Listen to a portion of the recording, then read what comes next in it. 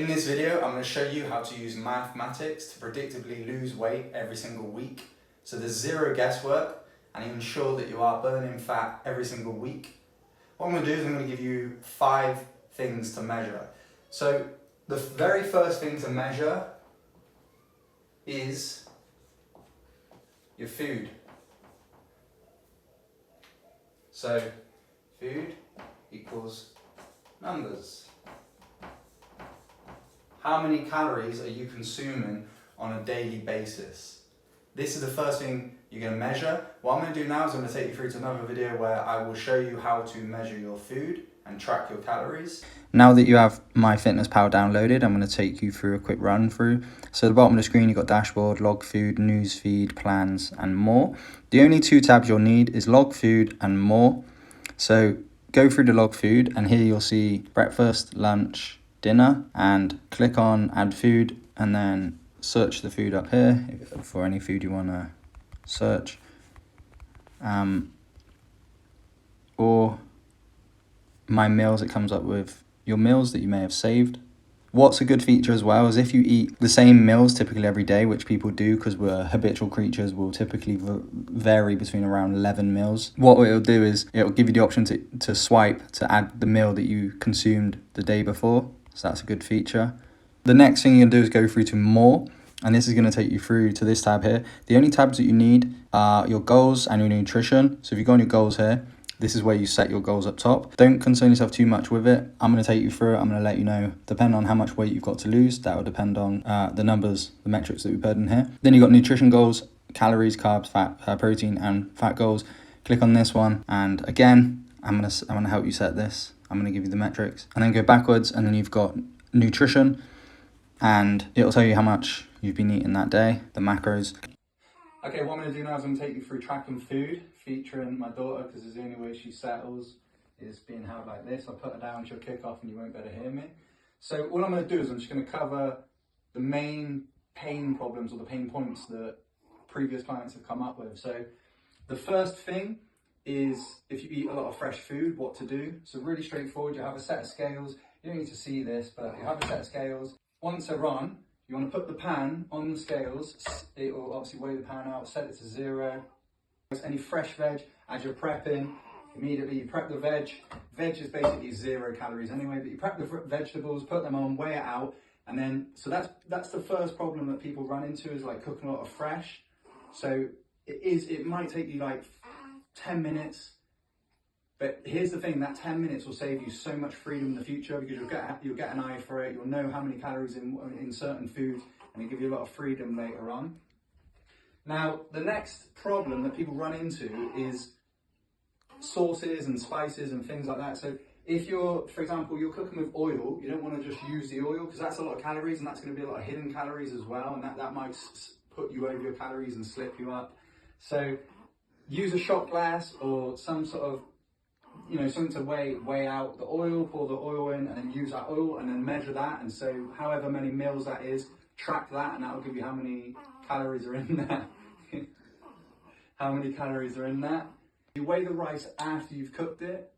So you'll cook the rice first and then you weigh it out in a Tupperware. So you'll put Tupperware on the scales, set it to 0, weigh the cooked rice out.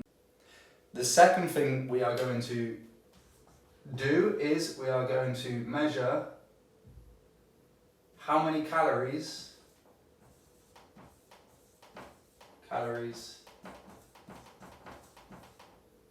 you burn in a day.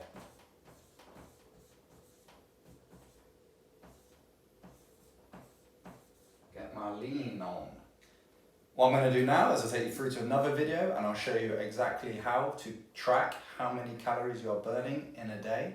What I'm going to do here is show you how to track how many calories you are burning in a single day. You're going to type in TDEE calculator. There it is.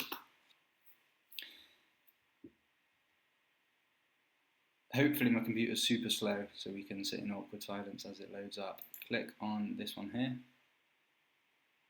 TDE, as you can see, it stands for Total Daily Energy Expenditure. You're gonna put in your age, put in your weight in pounds, put in your height. Don't worry about your body fat. putting your height, putting your weight, putting your height, putting your activity. Now, with activity, right, where people tend to get this wrong is they think, oh, I go to the gym, so I'm going to say that, that I'm like heavy exercise. Now, the problem with this is then it might give you too many, it might say you're burning too much calories, right? So if you are in an office job and you work out 4 or 5 days a week, still put sedentary, right? The only way you're going to put this is if you're like a labourer, bricklayer, or carpenter. You're on your feet, you're lifting all day. But yeah, if you're in an office job, sedentary.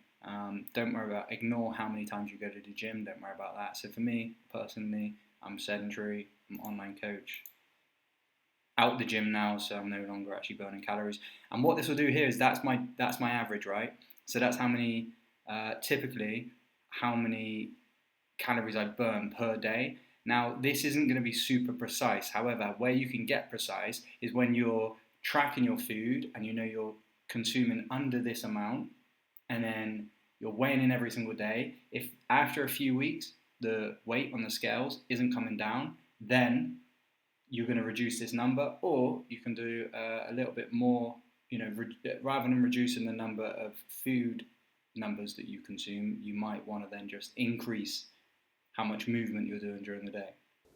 The third thing you're going to do is you're going to weigh yourself. So you're going to weigh in every day.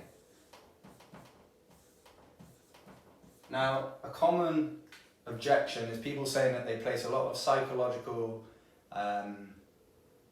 pressure on themselves when they weigh in, and most people will weigh in weekly, or not even, as frequent as weekly. They even less than that. And the problem with weighing in weekly is your weight is going to fluctuate. So you might have done everything right, and you might weigh in on a Monday, and then come the following Monday when you weigh in, your weight is showing heavier. However, you may have on average lost weight without knowing. So the reason you weigh in every single day is to ensure that, first of all, you're getting the right numbers, that you're being precise enough, because you'll aggregate these numbers and then you'll get the average of the weight from the week, and you'll know exactly where you're at and whether you're losing weight or whether you're not losing weight. And then secondly, it will also show you that psychological pressure that you put on yourself or you beat yourself up. That will also completely abolish, because you will see how much your weight fluctuates, and then the pressure is no longer there. So what I'm going to do now, I'm going to show you how to do this.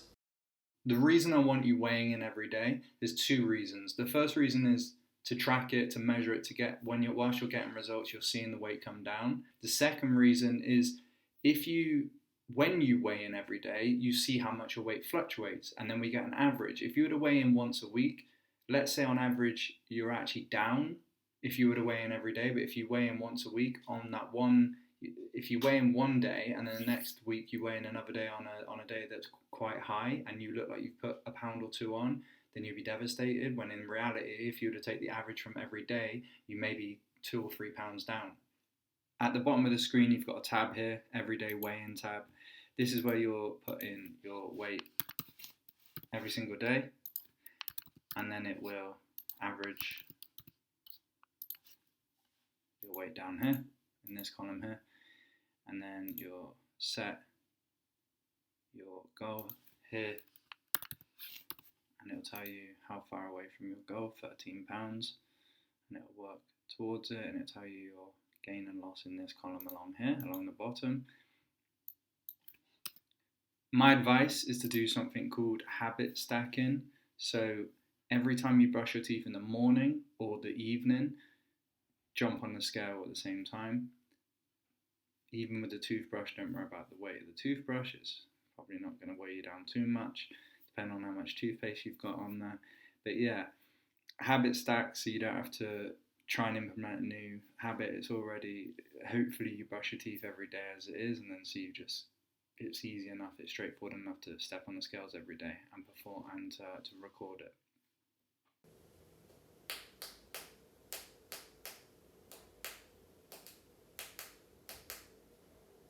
The fourth thing you're going to do to ensure that you're losing weight is sleep. So you're going to sleep for a minimum 7.5 hours.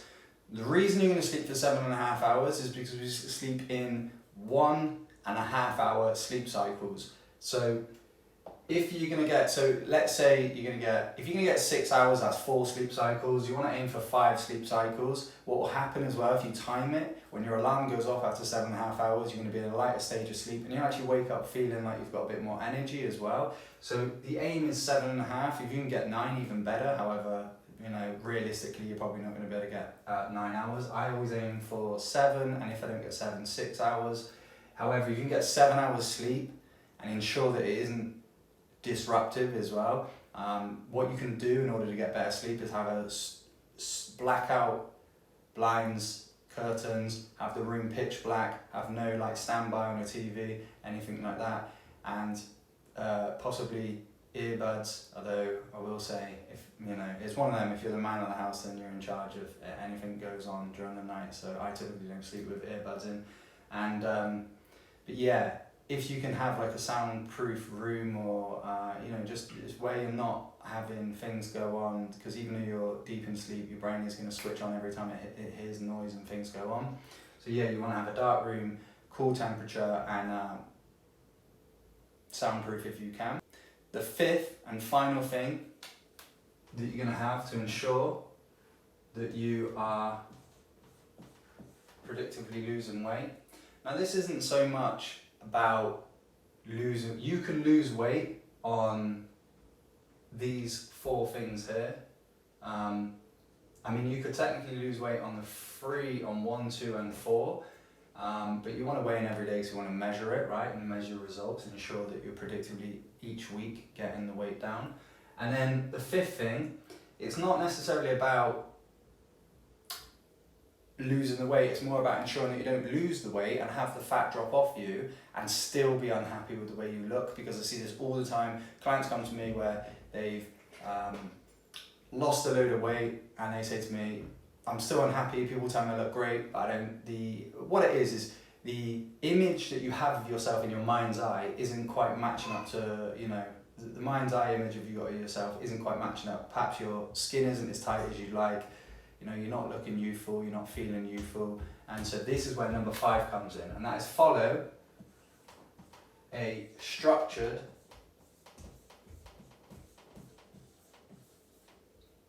bodybuilding plan.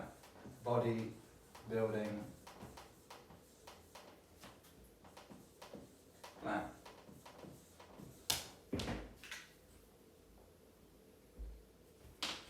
I'm not going to go into this in great detail. This is what I teach inside the community, inside the Physique Game. I teach all of this in detail and very personalised to my clients themselves.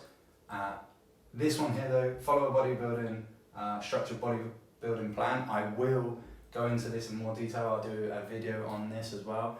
And if there is something you want me, specific questions you have about any of this, just leave a comment. So hopefully this video has given you a little bit more structure, and it's given you some mathematics to use to predictably drop fat every single week.